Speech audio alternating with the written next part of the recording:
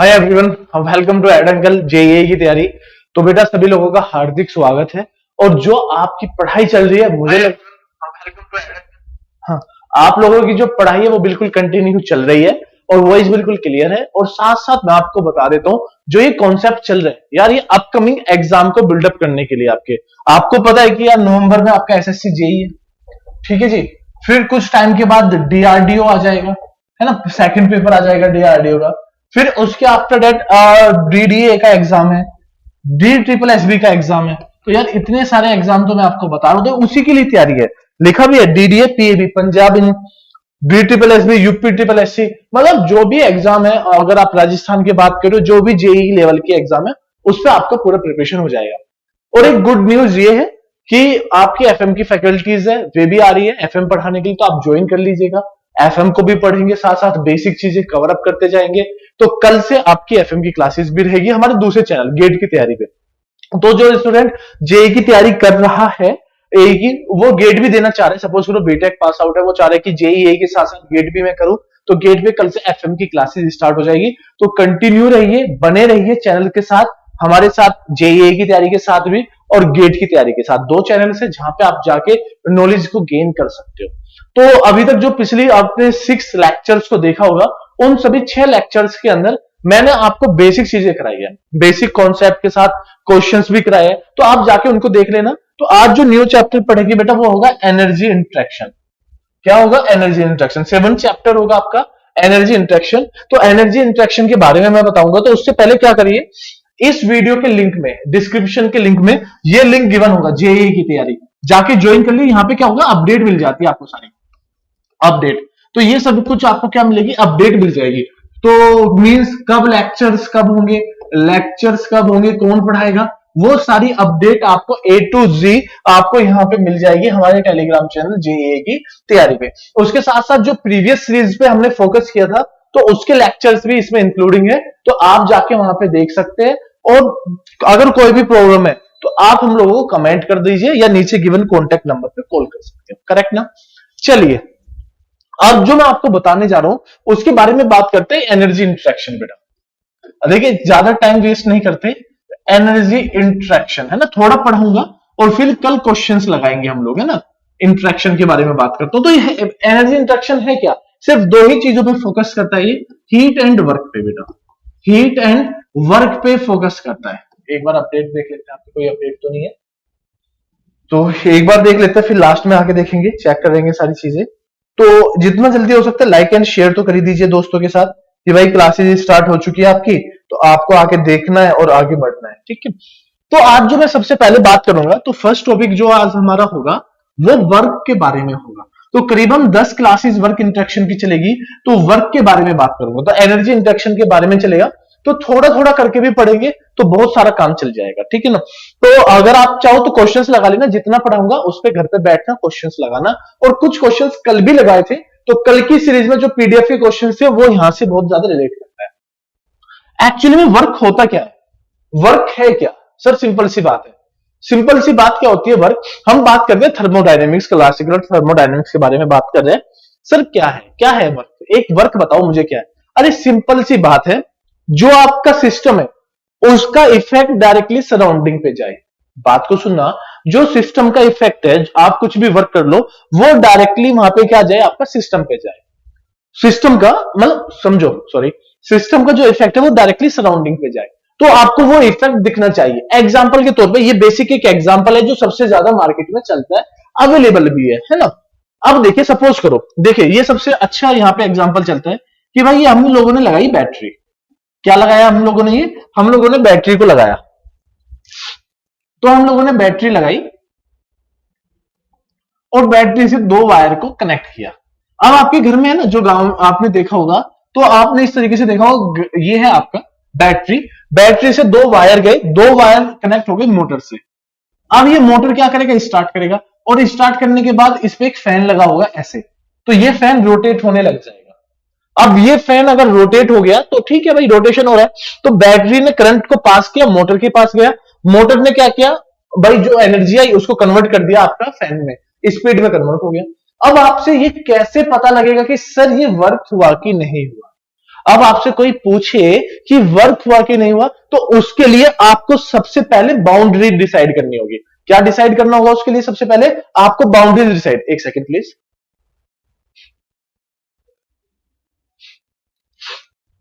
उसके लिए बेटा सबसे पहले आपको बाउंड्रीज को डिसाइड करना होगा, करेक्ट ना? कोई प्रॉब्लम है क्या? अरे आ रहे सभी लोग? ठीक है, अरे पढ़ो भाई, चलिए ठीक, सभी लोग आओ भाई, जुट जाइए जल्दी से फटाफट। तो आपको क्या करना पड़ेगा उसके लिए? बाउंड्री को, तो इसलिए अगर आपको बाउंड्री को डिसाइड करना पड़ रहा है, अगर बाउंड्री को डिसाइड करना पड़ रहा है, तो बेटा work transfer occur boundary phenomena. कौन सा फिनोमिना बेटा? Boundary phenomena. पहला ही पॉइंट बन गया ये हमका। आप समझो कि भाई वर्क ट्रांसफर ही क्या है आपका? बाउंड्री फिनोमिना है। MENA, phenomena, phenomena. अब आप वर्डिंग पे जाओ, फिनोमिना। तो भाई ये यही कह रहा है, work transfer occur boundary phenomena. Question बन गया। सिमिलरली हीट के बारे में करेंगे, हीट भी आपको बताऊंगा अपकमिंग में, पर अभी बता देता हूं ये भी आपका बाउंड्री फिनोमिना है। अब बाउंड्री डिसाइड करो। सर आपको आउटपुट क्या मिल रहा है? सर ये फैन मिल रहा है, तो फैन से हवा मिल रही होगी। यस सर, हवा, मुझे एयर मिल रही है। बट अगर मैं बाउंड्री को डिसाइड करूं भाई, तो ये मेरी देखो जो ये कर रहा हूं, ये बाउंड्री फिनोमिना। तो आप ये समझिए ये सिस्टम है, इसका इफेक्ट आपको कहां पे मिल रहा है? सराउंडिंग पे मिल रहा है। Yes, it is a work. ये क्या है? आपका वर्क है। समझ में आया बात कि ये वर्क है। दूसरी कंडीशन, अगर आप सपोज करो ये बैटरी लगा दो, यहां से कनेक्ट कर दिया, मोटर को कनेक्ट कर दिया आपने, M लिख देता हूं, ये बैटरी को B लिख देता हूं, और आप सपोज करो ये फैन को फिर से रोटेट करना है, ठीक है। अगर मैं बाउंड्री को देखो बैटरी को इसके अंदर लेके आता हूं, देखो ये रहा, तो दिस इज योर बाउंड्री ना, this one is your boundary. Battery देखो करंट पास करिए, तो देखो बैटरी से जो करंट निकल रहा है वो डायरेक्टली किस पे जा रहा है? जो सिस्टम से करंट निकल के कहां पे जा रहा है भाई? सराउंडिंग पे जा रहा है। तो it is also work transfer. तो ये भी आपका वर्क ट्रांसफर कंडीशन है। चलिए एक काम हो रहा है कि भाई अगर सर मैं इसको क्या मान लेता हूं, फिर से बैटरी, यहां पे मैं कर देता हूं ये। अब आपके घर पे लगी हुई है मोटर, और मोटर के साथ कनेक्ट है पुल्ली, ये पुलिस कनेक्ट है, और यहां पे लगा हुआ है आपका वेट। क्या लगा है? वेट। तो क्या ये शाफ्ट वर्क, इसको बोलते हैं शाफ्ट वर्क। तो आपको डिसाइड करना होगा कि ये आपकी बाउंड्री बन गई, तो शाफ्ट वेट को अपलिफ्ट कर रहा है, लिफ्ट कर रहा है ना भाई, वेट को क्या कर रहा है? लिफ्ट करने का काम कर रहा है। तो ये भी आपका वर्क बन गया जी, शाफ्ट वर्क। अरे हाँ है ना, तो शाफ्ट वर्क ये बन गया, और ये बैटरी बना दी, तो this one is your electric work. अरे बात समझ में आ रही है? एक बन गया इलेक्ट्रिक वर्क और एक बन गया शाफ्ट वर्क, क्योंकि शाफ्ट देखो वेट को लिफ्ट करने का, डाउन और अपवर्ड दोनों काम करने का कर रहा है। ठीक है भाई, कोई कमेंट हो तो, प्रॉब्लम हो तो नीचे कमेंट कर देना फटाक से, ठीक है। चलो अगर कोई भी प्रॉब्लम नहीं होगा तो बता देना,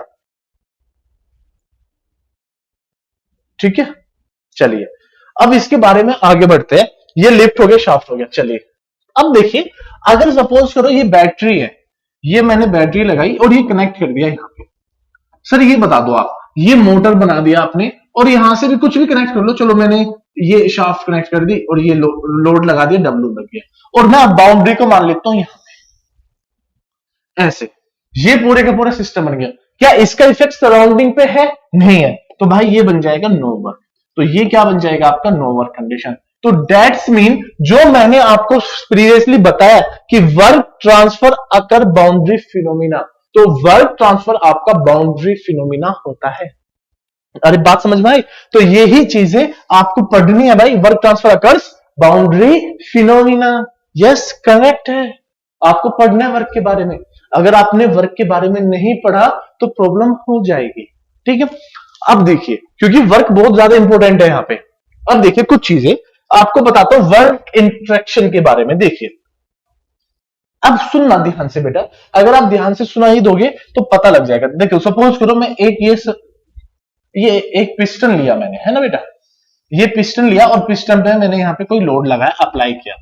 अब ये क्या है, डाउनवर्ड जा रहा है, तो बेटा ये क्या हो रहा है, यहाँ पे कंप्रेशन हो रहा है। देखिए कंप्रेशन हो रहा है, समझ में आ रहा है? तो कंप्रेशन हो रहा है, कंप्रेसर। आप एग्जाम्पल बताया था, आपके घर में, आपके हाउस में हाउस होल्ड थिंग्स होती है लाइक रेफ्रिजरेटर, एसी, दोनों में कंप्रेसर लगा होता है ना। हाँ, मेरे रूम में कंप्रेसर लगा हुआ है अभी जहां पे मैं पढ़ा रहा हूं।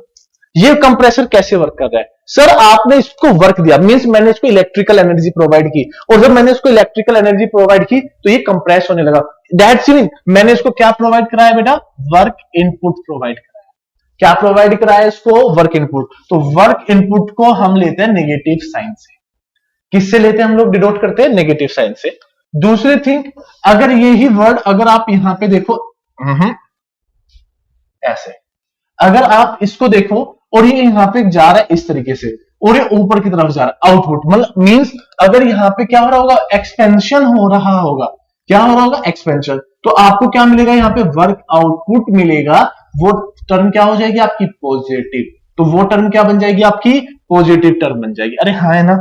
तो ये बन जाएगी आपकी पॉजिटिव टर्म। तो आपको याद रखना है पॉजिटिव। तो आपको याद रखना है अगर हम किसी सिस्टम को वर्क प्रोवाइड कराएंगे तो ये हो जाएगा नेगेटिव। ये याद रखना, जैसे कंप्रेशर क्या हो गया जी? आपका कंप्रेसर हो गया। यहां पे क्या हो जाएगा वर्क में? जैसे आपका टरबाइन हो गया, है ना? टरबाइन घूमता है ना इस तरीके से, तो टरबाइन क्या करता है? Work producing device. तो वर्क प्रोड्यूसिंग करे तो पॉजिटिव, और कंप्रेसर क्या है? As a negative work word. ठीक है, तो इसको चलने के लिए नेगेटिव। कमेंट्स है क्या? एक मिनट, आपके कमेंट्स देख लेते हैं एक बार। कमेंट्स आए? बिल्कुल बिल्कुल, अगर कोई प्रॉब्लम है तो भाई बता देना।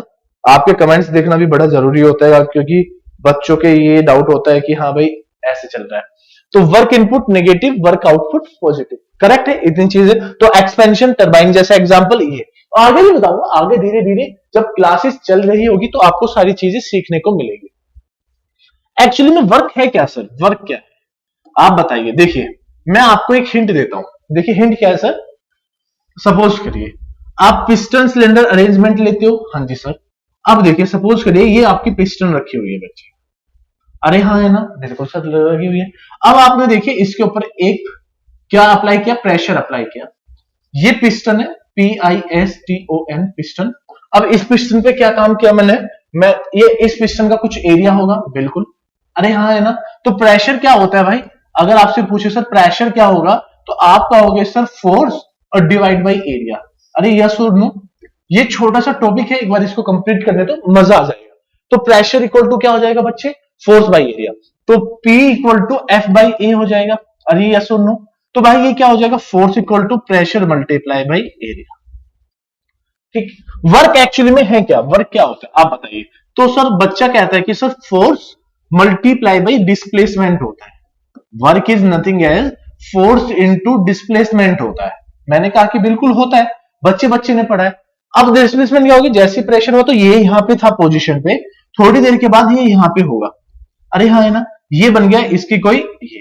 तो ये कोई चेंज हुआ, डिस्प्लेसमेंट हुआ। देखो यहां पे चेंज हुआ। इस चेंज को मैंने डिनोट कर दिया बाई दी dx। मैंने चेंज किससे डिनोट किया बेटा? dx से। याद रखना पिस्टन यहां से यहां गया, dx हो गया। तो अगर ये dx हो गया तो work is nothing as force क्या हो गया आपका? फोर्स हो गया P multiply by A. Displacement क्या हुआ भाई? Change in position. तो फर्स्ट पोजीशन से यहां तक हुआ, तो ये चेंज क्या हो गया बेटा? dx हो गया। अगर ये चेंज हो गया तो एरिया मल्टीप्लाई बाई x, तो भाई वॉल्यूम बन जाता है। तो P dV। तो कंडीशन बन गई वर्क की P इंटू dV। क्या बन गया? P into dV। तो इस तरीके से कॉन्सेप्ट को बताया जाता है। ठीक है सर? बिल्कुल बिल्कुल करेक्ट है। वर्क इतना तो बेटा समझ में आया। वर्क तो वर्क की तो जो कल से हम पढ़ रहे थे वर्क वर्क वर्क, कल कई बार क्वेश्चन में आया PdV। याद रख लेना PdV और VD चेंज इन वॉल्यूम। तो चेंज इन वॉल्यूम क्या है भाई? अगर आपसे पूछे चेंज इन वॉल्यूम क्या है, तो आप लोग इस तरीके से भी बता सकते हो। सर चेंज इन वॉल्यूम क्या होता है? Sir V2 minus V1। Correct ना? तो change in V2 minus V1। तो कुछ भी हो सकता है, V2 को क्या मान लो। तो अगर आप इस डायग्राम को और अच्छे से करना चाहते हो कि सर V2 यहां पे शो करिए, अगर कोई बच्चा मुझसे कहता है कि सर यहां पे शो करके दिखाइए, तो मैं एक काम करता हूं, शो कर देता हूं। लो अब इसका थोड़ा सा चेंज कर दूंगा। ये तो मैंने कब बताया? इस तरीके से। सपोज करो अब प्रेशर लग रहा है यहां से इस तरीके से, तो अब ये पिस्टन कहां पे होगी? कुछ यहां पे होगी। अगर ये कुछ यहां पे होगी तो ये चेंज क्या है? dx। ऐसे देख लीजिए, ये पॉइंट क्या है? V2, ये पॉइंट क्या है? V1। तो V final minus V initial आप ऐसे भी बता सकते हो। करेक्ट ना? तो ये बन गया आपका वर्क डन। तो अगर आपसे पूछे what is work, work is nothing as PdV। अब कुछ बुक्स फिर क्या होता है सर? अगर हम इसको चेंज करें, देख लीजिए, अगर मैं इसको चेंज करता हूं तो P और V, तो एक ने बोला कि भाई सर कुछ पॉइंट वन ये रहा, पॉइंट वन पे कुछ प्रेशर और वॉल्यूम है, ये पॉइंट टू है, तो उन्होंने बोला कि कुछ इस तरीके से आया, तो मैंने कहा कि हाँ सर ये तो यहां पे रखा है। अब उन्होंने कहा कि चेंज इन वॉल्यूम शो करना है, तो वर्क होता क्या है sir, area under the curve, क्या एरिया अंडर दी कर्व, याद रखना वर्क क्या होता है बेटा, एरिया अंडर दी वर्क, ये भी बोल सकते हैं एरिया अंडर दी वर्क। आपसे पूछ लेता है ये भी एक डेफिनेशन है, वर्क क्या होता है, एरिया अंडर दी कर्व, अरे वर्क नहीं कर्व, कर्व सॉरी ये क्या हो जाएगा आपका, कर्व हो जाएगा। तो ये कर्व कैसे होगा सर, चेंज इन वॉल्यूम दिखाना है आपको, तो बड़े ध्यान से देखना जो मैं आपको दिखा रहा हूं। सर ये यहां पे पॉइंट रखा हुआ है ऐसे, करेक्ट बच्चे, एक पॉइंट रखा हुआ है यहां पे, करेक्ट है जी। अब ये इसका एक पॉइंट है यहां पे, दिस वन इज अ, कोई प्रेशर है यहां पे P, सपोज करो ये भी कोई प्रेशर है P। तो सर आपने तो बोला अभी थोड़ी देर पहले, ये जो डिस्प्लेसमेंट शो हो रही है इसको बोलते हैं डीवी, और जो प्रेशर है, तो मैं ये कहना चाह रहा हूं आपसे, जो प्रेशर है वो एक माइनर, मतलब ज्यादा बड़ा चेंज नहीं है, थोड़ा सा चेंज है एज कंपेयर टू वॉल्यूम। अगर ये वॉल्यूम में चेंज है तो सर इसको कैसे करें हम लोग, ये बताओ ना। तो बेटा हम क्या करते हैं अधिकतर मैक्सिमम यहाँ पे, कि अगर इस तरीके से हम, बच्चे का तो डाउट आएगा ही भाई, वो तो सीधा बोलेगा मुझे तो ये डाउट है, तो ऐसे डाउट में कैसे करना चाहिए, तो हम लोग क्या करते हैं सर, इस तरीके से प्रेशर को रिप्रेजेंट ना करके, तो रिप्रेजेंटेशन कैसे करते हैं ये देख लो, कि सर हम लोग ले लेते हैं इसका एक एवरेज, एक एवरेज लिया हमने यहाँ पे, वो एवरेज कैसे शो किया गया, ये रहा देखो, ये वाला टर्म जो ऊपर दिखाई दे रहा है, ये यहाँ पे गैप जो फिलअप करना है हमें, क्योंकि ये गैप को फिलअप करना है, तो यही सेम गैप ऊपर है, तो ये तो बेकार जा रहा है, तो उसको हमने कहां पे पुटअप कर दिया, यहाँ पे, देखो ऐसे, ये एक रिप्रेजेंटेशन है, क्योंकि ग्राफ क्या बन रहा है, एक हाइपरबोलिक ग्राफ बन रहा है, रेक्टेंगुलर हाइपरबोलिक ग्राफ बन रहा है, तो ऐसे में क्या शो करेंगे, तो इस तरीके से शो करते हैं, तो ये वर्ड बन के आ जाता है आपका प्रेशर, ये वर्डिंग किसकी बन के आ जाती है भाई, प्रेशर की बन के आ जाती है। तो प्रेशर में देखो ये चेंज इन वॉल्यूम, तो इस तरीके से बन के आ जाता है, तो हम लोग यहाँ पे भी लिख देते हैं कि एरिया अंडर द कर्व, तो एरिया अंडर द कर्व क्या होगा बेटा, पी डीवी, और एरिया अंडर द कर्व क्या है आपका, work, work equal to P dV. तो क्या ये बात समझ में आई, तो अगर यही कॉन्सेप्ट बनता है तो भाई यही कॉन्सेप्ट का यहाँ पे सॉल्यूशन, तो ये जो ये येलो वाला पोर्शन है, it is area under the curve is known as work. तो काफी बच्चों के क्वेश्चंस होते हैं यहाँ पे कि बता दो कि सर वर्क क्या होगा, तो मेरे हिसाब से वर्क बेटा, मेरे हिसाब से क्या, सबके हिसाब से ही वर्क, ये वाली कंडीशन होगी। अरे बात समझ में आ गई, चलिए अभी तक तो डाउट है नहीं किसी को, चलिए कोई प्रॉब्लम नहीं है। तो ये बन गया कर, तो ऐसे ऐसे जब हम न्यूमेरिकल्स को फाइंड आउट करेंगे तो बार बार यही कॉन्सेप्ट बन के आएगा। अब देखिए पहली चीज, कुछ क्या होगा, सिस्टम क्या होना चाहिए, क्लोज सिस्टम होना जरूरी है। कौन सा सिस्टम होना जरूरी है, क्लोज सिस्टम। तो देख लीजिए ये पूरे का पूरा क्लोज सिस्टम बन गया। अरे हाँ है ना। दूसरी चीज, वर्क क्रॉस दी बाउंड्री, वर्क क्रॉस दी बाउंड्री। अरे वर्क ट्रांसफर पढ़ा था ना भी, क्रॉस दी बाउंड्री, तो क्लोज सिस्टम होना जरूरी है और बाउंड्री को क्रॉस करे। ये पूछ लेता है वर्क बताओ कि हमें क्या क्या अजम्पशंस लेनी है, तो सर सबसे पहले क्या होगा, ये होगा, क्या होगा, system will be close, work boundary, और तीसरा प्रोसेस होगा रिवर्सेबल। तो प्रोसेस क्या होगा बेटा, रिवर्सेबल प्रोसेस होगा। याद रखना ये तीन कंडीशन हमारे पास होनी चाहिए, क्लोज सिस्टम, रिवर्सेबल प्रोसेस और work across the boundary, boundary को करेगा ही करेगा। अरे हाँ है ना। तो अभी पिछली बार अभी जस्ट समझाया आपको कि ये रहा कि भाई बेटा जो वर्क है, work transfer occurs boundary phenomena, means वो बाउंड्री को क्रॉस करेगा ही करेगा, इसलिए ये तीन अजम्पशंस लेनी जरूरी है। अब एक बच्चे ने एक क्वेश्चन उठाया कि सर ये बताओ, मैंने कहा कि क्या बताएं, कि सर ये आपने पीवी बनाया, मैंने कहा कि हाँ बनाया तो है। तो देखो सर एक ये पाथ जा रहा है ऐसे, एक पाथ जा रहा है ऐसे, मैंने कहा कि 1 है 2 है, ये कोई पाथ है ए और ये पाथ है कोई बी, करेक्ट है। एक बच्चे ने पूछा सर इसका वर्क बताइए, वर्क ए। मैंने कहा उसको कि भाई जो वर्क ए होगा वो वर्क बी के इक्वल नहीं होगा। उसने कहा कि क्यों, रीजन बताइए भाई। मैंने कहा कि दोनों का जो ग्राफ है, कर्व अंडर द, मतलब एरिया अंडर द कर्व, दोनों का डिफरेंट है, दोनों का एक क्या है, डिफरेंट।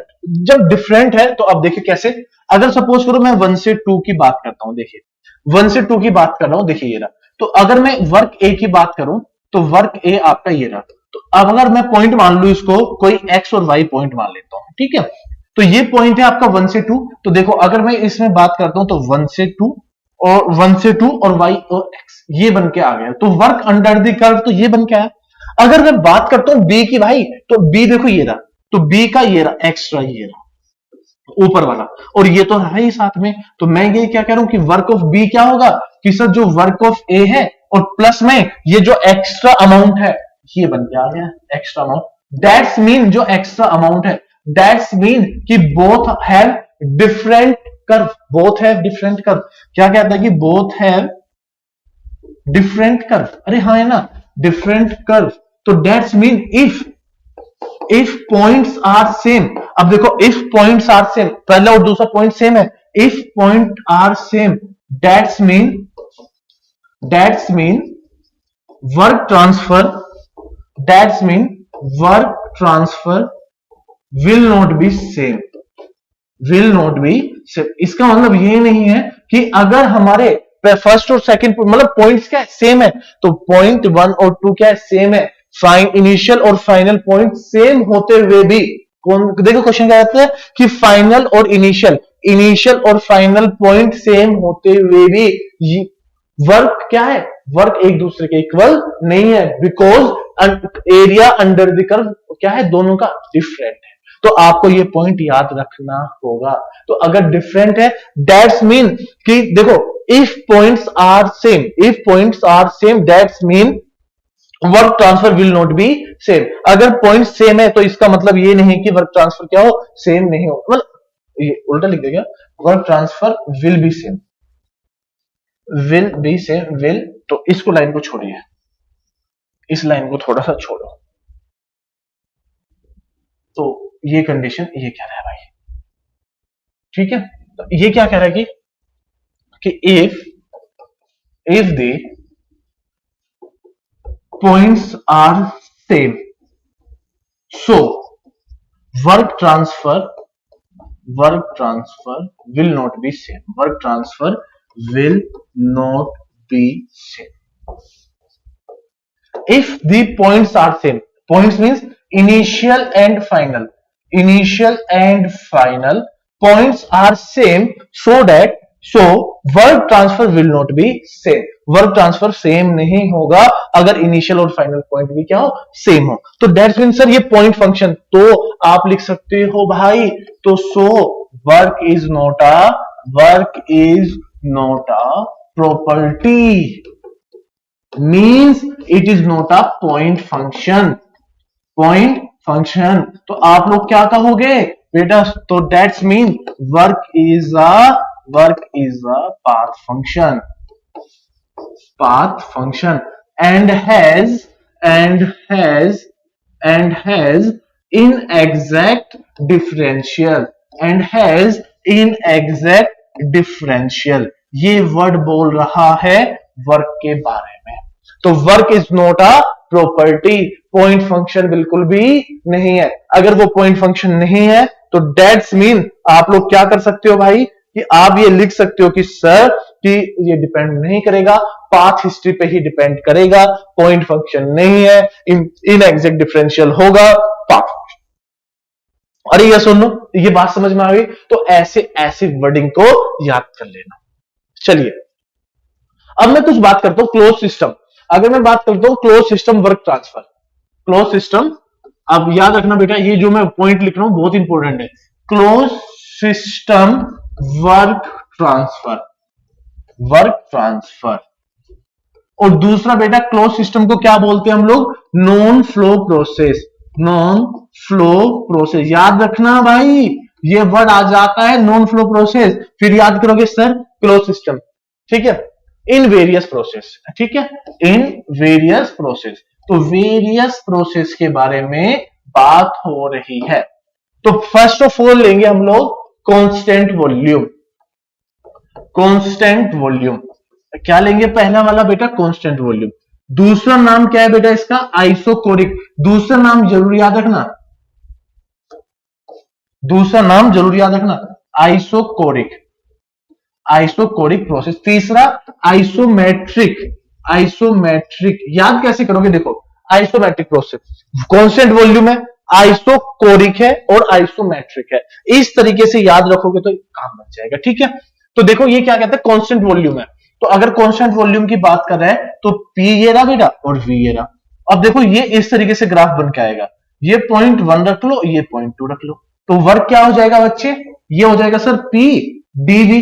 अरे V2 माइनस V1 ये तो लिखते हो। अब खुद देखो V2 V1 क्या है, देखो 1 पॉइंट और 2, वॉल्यूम तो एक जैसी है। देखो ये रहा वॉल्यूम, तो वॉल्यूम क्या है V1 इक्वल टू V2। देखो यहां पे चेक करो, इसको लिखो V1 इक्वल टू V2। तो देखो इस पॉइंट पे V1 और V2 इक्वल है, प्रेशर चेंज हो तो PV2, तो भाई ये PV2 कितना हो जाएगा, 0 हो जाएगा।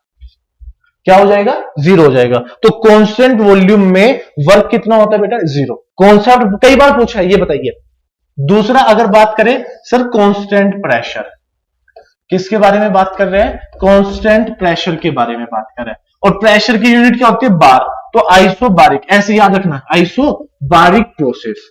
तो तीसरा हो जाता है आइसोपिस्टिक, आइसोपिस्टिक प्रोसेस। तो आइसोपेस्टिक प्रोसेस हो जाता है। ठीक है भाई,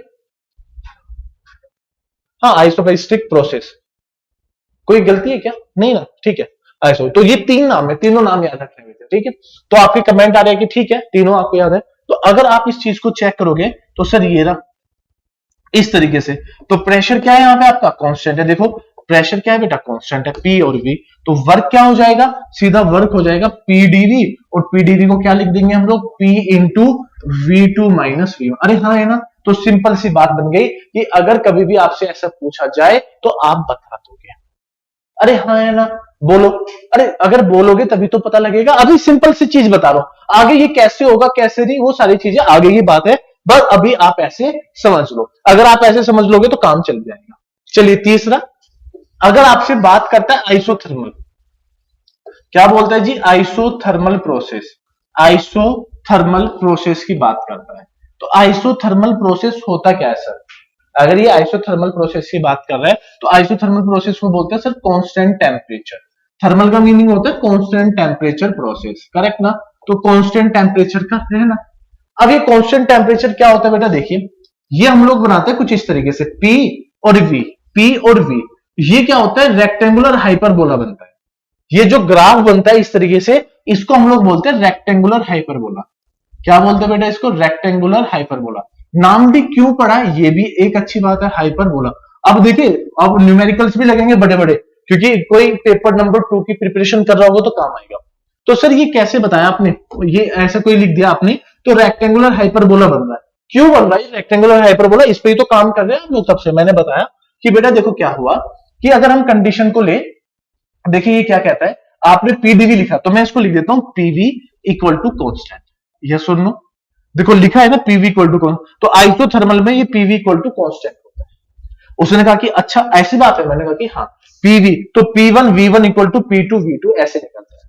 तो अभी आपने पढ़ा कि सर वर्क तो आपने लिखा है पीडीवी, मैंने कहा कि हाँ ऑफकोर्स मैंने लिखा है, बिल्कुल लिखा है, कोई प्रॉब्लम वाली बात। उन्होंने कहा कि नहीं, तो मैंने कहा कि इस पी को चेंज कर लेते हैं यहां से। तो उन्होंने बोला कि पी को चेंज करके बताओ, मैंने कहा कि सी बाई वी लिख देता हूं।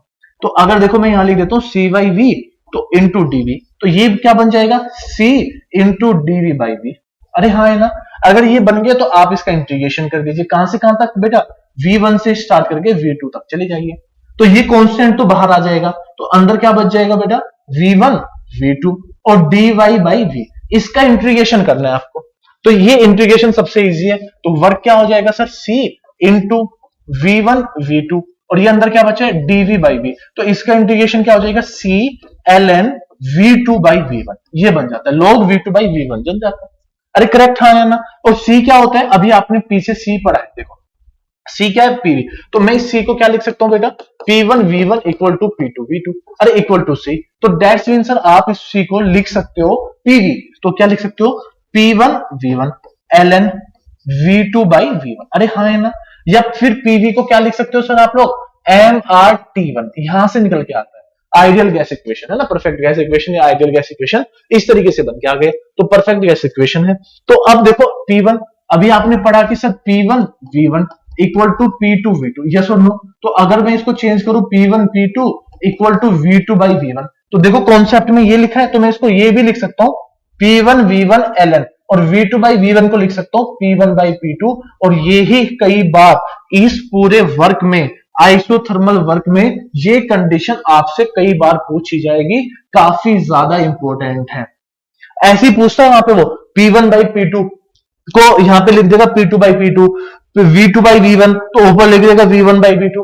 बताओ, 4 ऑप्शंस दे देगा, बताओ कौन सी करेक्ट है। बच्चा फंस जाता है। बहुत वो लगता है कि सर वो बेसिक चीजें बच्चे की गायब हो गई, वो सबसे बड़ी प्रॉब्लम वाली बात है। अरे बात समझ पा रहे हो? तो वो सबसे बड़े प्रॉब्लम क्रिएट होकर आती है जब मैं बच्चों को देखता हूं इस तरीके से। तो आपको देखो विद डेरिवेशन सारी चीजें बता रहा हूं, कोई प्रॉब्लम है? अरे बता दिया करो, बार बार मुझे देखना पड़ता है आपको कि कमेंट बॉक्स पे कि क्या चल रहा है। तो ये वर्क की कंडीशन, तो आइसोथर्मल वर्क। अगर आपसे कभी पूछे ये वर्क कौन सा वर्क है बच्चे, तो आप बोलोगे सर आइसोथर्मल वर्क। तो वो डेफिनेशन क्या हो जाएगी? आइसोथर्मल। ठीक है, चलिए नेक्स्ट कॉन्सेप्ट पे आते हैं। अब एक आता है एडियाबैटिक वर्क। एडियाबैटिक किसके बारे में बात कर रहा है बेटा? एडियाबैटिक वर्क के बारे में बात कर रहा है। अब ये एडियाबैटिक क्या होगा? सर ये रेक्टेंगुलर हाइपरबोला कैसे बना, पहले ये भी बता दो। तो भाई देखो, ये जो ग्राफ है ये वाला, यही तो आपको शो करता है रेक्टेंगुलर हाइपरबोला। तो रेक्टेंगुलर हाइपरबोला ये, ठीक है।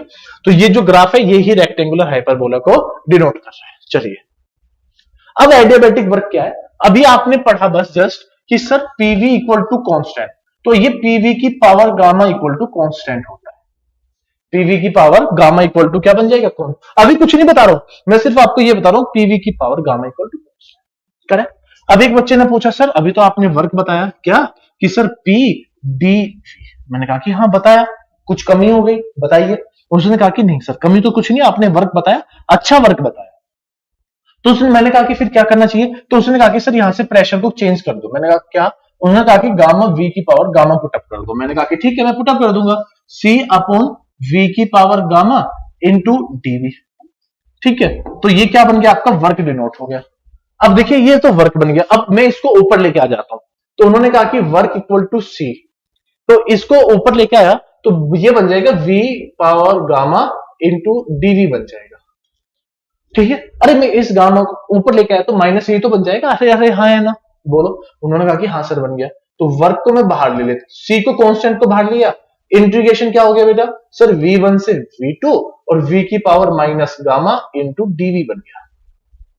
इंटू क्या बन गया जी? डीवी बन गया। तो सपोज करो सी, अगर मैं ये सी ले रहा हूं तो इस सी को मैं क्या डिनोट कर सकता हूं? पीवी। चलो अभी बाद में ले लेंगे, चलो मैं सी को अभी बाहर रख देता हूं। मैं अब इसका इंटीग्रेशन करता हूं, तो इंटीग्रेशन क्या हो जाएगा? v माइनस गामा प्लस में 1 अपॉन में माइनस गामा प्लस में 1, और ये बन जाएगा v1 से v2। अरे यहां या ना। अब मैं क्या करता हूं, इसको बाहर ले लेता हूं, जो कॉमन है उसको बाहर ले लीजिए। गामा प्लस में 1 इंटू v की पावर माइनस गामा प्लस में 1, और ये कहां से कहां तक बेटा? v1 से v2। करेक्ट, ये गामा बना हुआ है, ये this one is over gamma, ये गामा है आपका, ये गामा है। तो इसको सोल्व करो आप। अब आपने इसको क्या पुटअप किया? Work equal to C upon में माइनस गामा प्लस में 1 इंटू, अगर मैं इंटू की बात करता हूं तो ध्यान रखना v2, तो ये बन जाएगा v2 की पावर, ध्यान से सुनना, अरे ये बन जाएगा v2 की power minus gamma plus 1 minus v1 minus gamma plus 1। अरे हाँ है ना, देख लो प्रीवियसली। तो v2 यहां पे पुटअप हो गया, v2 minus gamma minus v1। तो इस तरीके से हम लोग इसको पुटअप करते हैं। अब देखिए c अपॉन में माइनस गामा प्लस में 1 आ गया इंटू v2 को ब्रेक कर लेते हैं एक तरीके से। उसने कहा कि कैसे? मैंने कहा कि एक टर्म लिखते हैं v2, उन्होंने कहा कि हाँ लिखो v2 इंटू गामा इंटू लिख देते हैं v की पावर 1। देखो v2 की माइनस गामा v2 बन गया।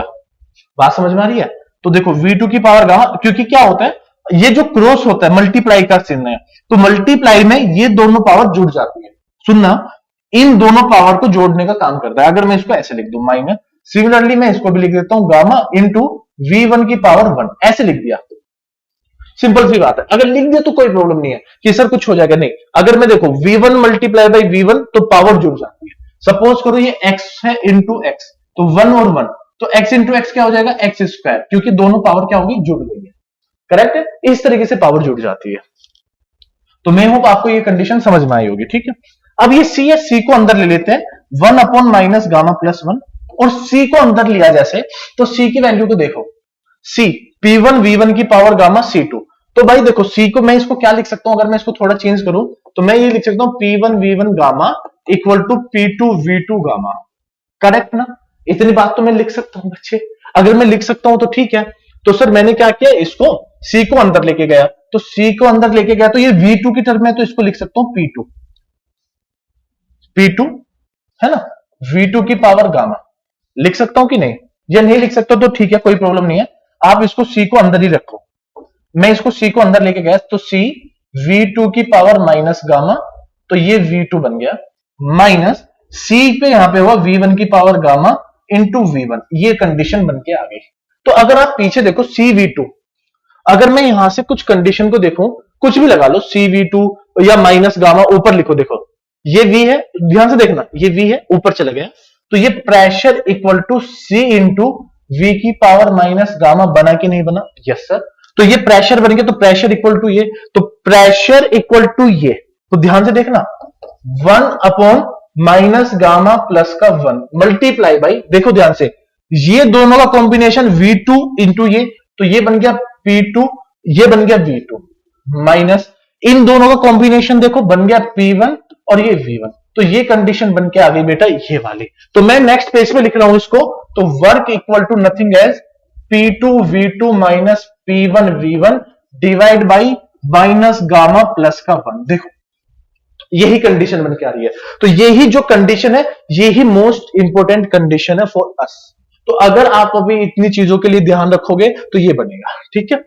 तो ये बन गया। अब देखो वर्क, मैं क्या करता हूं, साइन को चेंज कर देता हूं, माइनस से कर देता हूं, तो जैसे माइनस से मल्टीप्लाई करूंगा तो ये P1V1 इक्वल टू P2V2, तो ये बन जाएगा पॉजिटिव गामा माइनस 1। तो ये कंडीशन किसके लिए बेटा?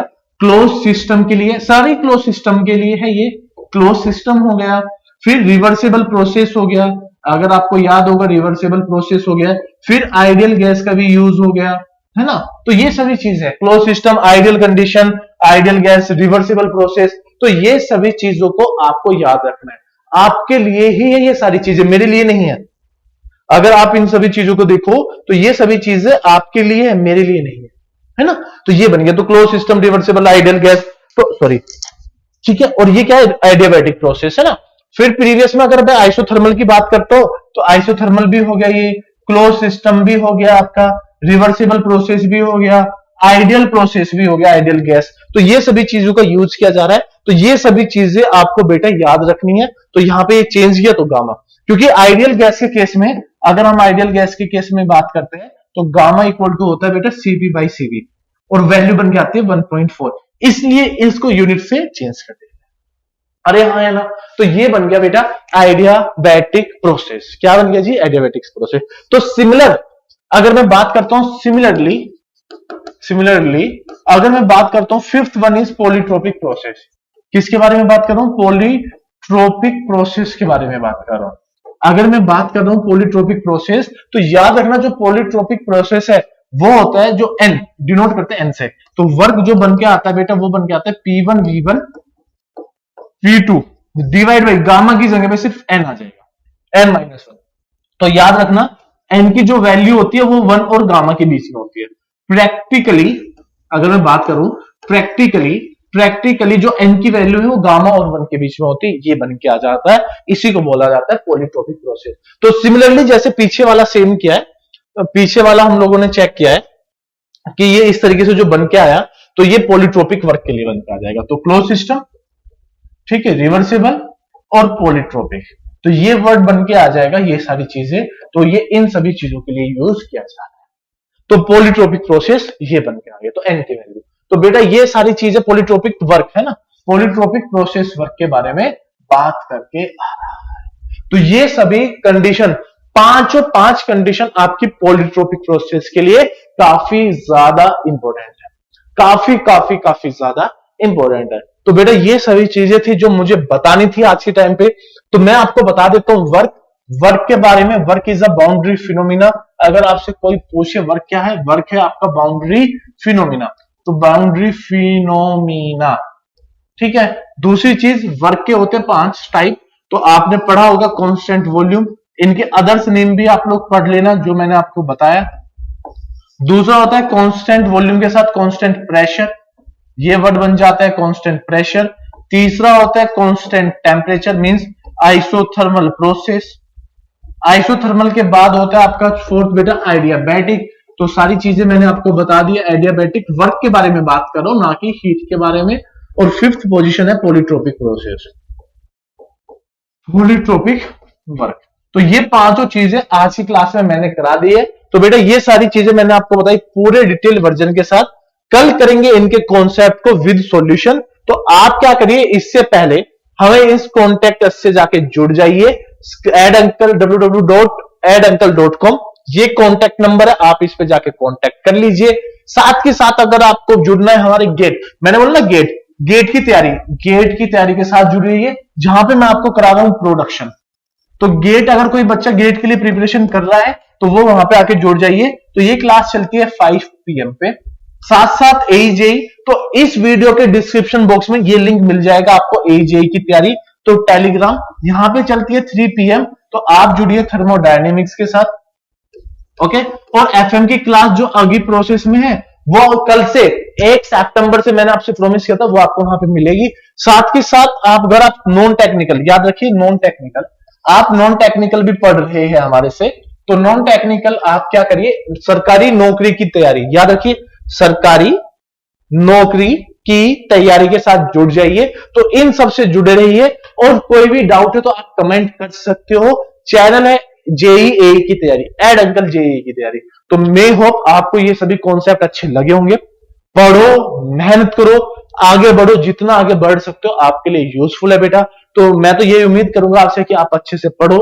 कल मैं आपको पढ़ाऊंगा वर्क के क्वेश्चंस, वर्क क्वेश्चंस को हम लोग करेंगे। तो वर्क के क्वेश्चंस को कल हम लोग लगाएंगे बड़े बेहतर तरीके से। तो सभी कॉन्सेप्ट को करेंगे A to Z, जितने भी कॉन्सेप्ट होते हैं। तो टुमारो क्लास, तो याद रखना टुमारो क्लास हम लोग इसके बारे में बात करने वाले एट 3 PM। याद रखना टाइमिंग 3 बजे, करेक्ट 3 बजे आइए, ठीक। तो आज मैं आपकी क्लास से यहीं पे अलविदा लेता हूं। थैंक यू सो मच बच्चों, पढ़ते रहो, बढ़ते रहो।